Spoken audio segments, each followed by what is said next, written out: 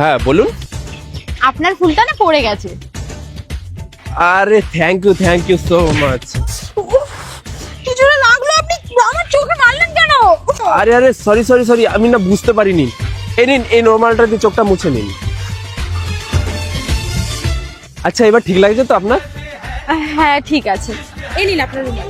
ঠিক আছে তাহলে আসছি। হ্যাঁ হে বান্ধবী, তোর একটা ভিডিও দেখ, হেভি ভাইরাল হয়েছে। কি? কই দেখি, দেখ।